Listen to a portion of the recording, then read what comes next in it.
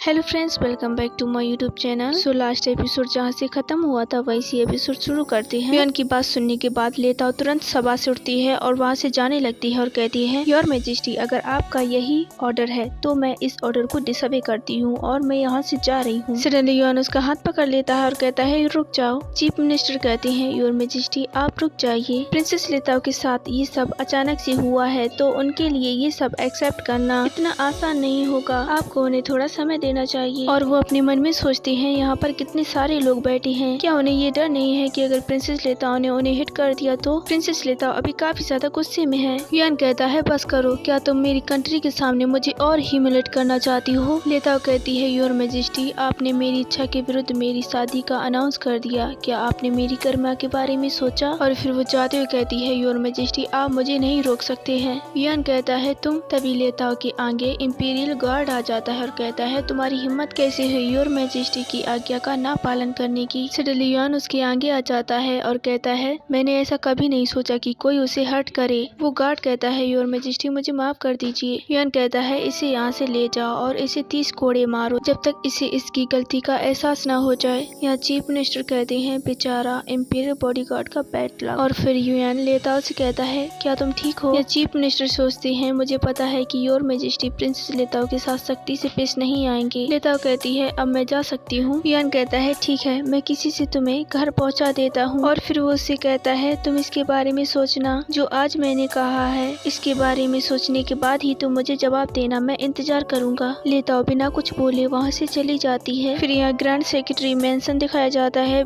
लेताओ बुग्गी से बाहर उतरती है और वो तिलमिलाते हुए गुस्से में घर के अंदर जा रही होती है। उसके पीछे मदर फादर होती हैं। उसकी मदर कहती है, ताओ ताओ। उसका फादर उसकी मदर को रोकते हुए कहता है, डियर रुक जाओ, मुझे लगता है कि हमें उसे अकेला छोड़ देना चाहिए, थोड़ी देर बाद हम उससे बात करेंगे। अब लेताओ युआन को बुरा भला बोलना शुरू कर देती है। वो कहती है, युआन, ये तुमने मुझे फ्रीडम दिया था कि मैं अपनी मर्जी से शादी करूंगी, अब तुम ही मुझे फोर्स कर रहे हो कि मैं तुम्हारे साथ शादी करूं। रास्कल, बास्टर्ड, पता नहीं क्या क्या वो उसे बोल डालती है। तभी वहाँ पर चिगे आ जाता है और कहता है, लेताओ अगर तुम उस प्लेस में नहीं जाना चाहती हो और तुम शादी नहीं करना चाहती हो तो कोई बात नहीं, मुझे तुमसे शादी करने में कोई आपत्ति नहीं है। जैसे ही हम दोनों शादी कर लेंगे तो फिर वो तुम्हें फोर्स नहीं कर पाएंगे। लेताओ कहती है, चिगे, मैंने तुम्हें कोर्ट में पहले ही बता दिया था कि मैं तुम्हें केवल फ्रेंड मानती हूँ, मेरे अंदर तुम्हें लेकर कोई भी फीलिंग्स नहीं है, तो तुम अपना टाइम मुझ पर वेस्ट मत करो, जाओ अपने लिए तुम एक फ्यूचर वाइफ खुद ही ढूंढ लो। इतना कह के लेताओ वहाँ से चली जाती है। चिगे बेचारा वहीं पर खड़ा रह जाता है। चिगे सोचता है, तो तुम हमेशा से मुझे अपना फ्रेंड मानती आई हो। फिर हमें चिगे का प्लेस दिखाया जाता है। चिगे अपने यहाँ पर एक जगह पर बिल्कुल शांत गहरी सोच में बैठा हुआ होता है। तभी उसका फादर वहाँ पर आता है। उसके शोल्डर पर अपना हाथ रखते हुए कहता है, मेरे बच्चे, कोई बात नहीं, अगर उसने मना कर दिया, एक समुद्र में काफी सारी मछलियाँ होती हैं, तुम चिंता मत करो। चिगे अपने फादर से कहता है, अगर अच्छी नींद सो तो सवेरे उठकर एक नया दिन होता है। और फिर वो अपने फादर से कहता है, फादर मैं आर्मी ज्वाइन करना चाहता हूँ, आर्मी ज्वाइन करके मैं नॉर्थ जी जाना चाहता हूँ तुम्हारे साथ। उसका फादर कहता है, तुम आर्मी में तो कभी ज्वाइन नहीं होना चाहते थे,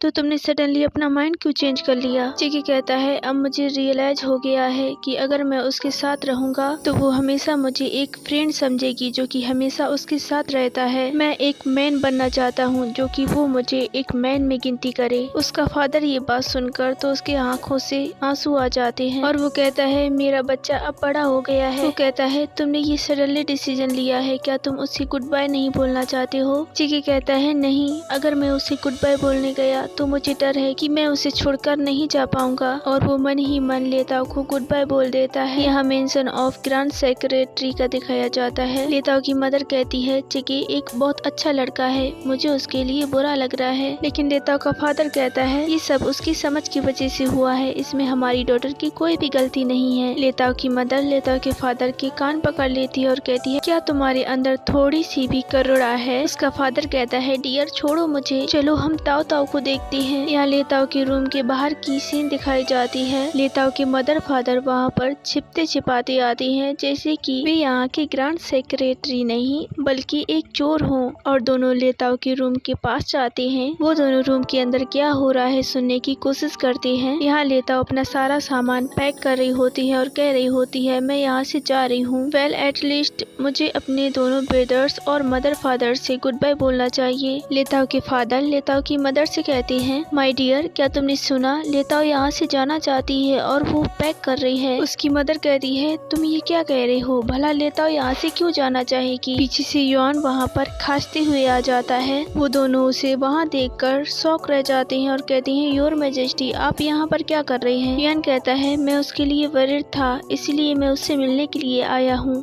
और उसे देखना चाहता हूँ। और वो कहता है, ग्रांड सेक्रेटरी, मैं लेताओ से बात करना चाहूँगा। लेताओ के फादर लेताओ की मदर की तरफ देखते हैं और कहती हैं, तुम क्या सोचती हो? लेताओ की मदर वरीड होकर कहती है, मुझे पता नहीं। तभी लेताओ के रूम का दरवाजा खुलता है और लेताओ युआन से कहती है, तुम अंदर आ जाओ। युआन रूम के अंदर चला जाता है। अंदर वो जो लेताओ ने बैग पैक किया था वो देखता है और उससे पूछता है, तुम यहाँ से जाना चाहती हो? लेताओ कहती है, हाँ, मैं यहाँ से जा रही हूँ। युआन सडनली उसका हाथ पकड़ लेता है और कहता है, तुम यहाँ से क्यों जाना चाहती हो? अगर तुम यहाँ पर पूरी लाइफ मेरे साथ रहना चाहती हो तो मेरे पास जितनी भी कॉन्क्यूबाइंस हैं मैं उन सब को डिसमिस कर दूंगा। मैं अपने हार में केवल तुम्हें ही रखूंगा। तुम मेरी क्वीन होगी। क्या अब तुम मेरे साथ रहना चाहोगी? लेताओ थोड़ी देर कुछ नहीं बोलती है, फिर अपना हाथ छुड़ा लेती है और कहती है, युआन, तुम मेरे ऊपर से गिव अप कर दो। और पीछे हटकर कहती है, अगर तुम ऐसा चाहते भी हो तो क्या महारानी ये बात मानेगी? महल के अधिकारी ये बात मानेंगे? तुम यहाँ पर सब लोगों के महाराजा हो,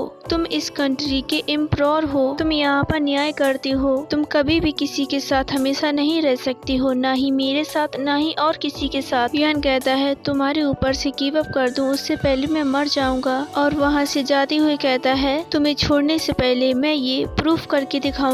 लेताओ थोड़ा सा आराम लेती है। वहाँ पर उसके मदर फादर आ जाते हैं। लेताओ कहती है, मदर फादर, आप प्लीज किसी को हैसेली मेंशन में भेज दीजिए, मुझे अभी यार्लिंग से मिलना है। यहाँ इम्पेरियल प्लेस में दिखाया जाता है। शियू और चुनार दोनों यहाँ पर खड़ी हुई होती हैं। शियू चुनार से कहती है, तुम श्योर हो कि योर मैजेस्टी अभी वापस आ जाएंगे? तभी शियू वहाँ पर युआन को देख लेती है। युआन चीफ मिनिस्टर से कहता है, जल्दी से सही फैसले का प्रस्ताव लिखो। चीफ मिनिस्टर कहती हैं, यस योर मैजेस्टी, मैं अभी प्रिपेयर करता हूँ। यहाँ शियू युआन के पास आ रही होती है और कहती है, योर मैजेस्टी, मुझे आपसे कुछ कहना है। युआन पीछे मुड़कर देखता है और कहता है, क्यों ना तुम अभी यहाँ से चली जाओ और तैयार हो जाओ युंगची की क्वीन से मिलने के लिए। शियू ऐसा सुनकर बिल्कुल शॉक रह जाती है और कहती है, क्या क्वीन? यहाँ चीफ मिनिस्टर लिख रहे होते हैं।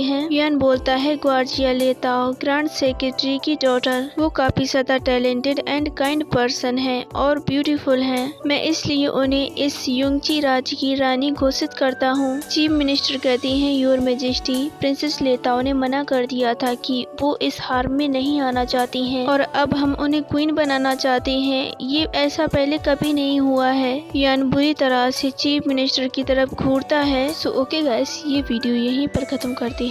वीडियो पसंद आए तो वीडियो को लाइक, चैनल को सब्सक्राइब करना मत भूलना। Thank you for watching. Bye bye.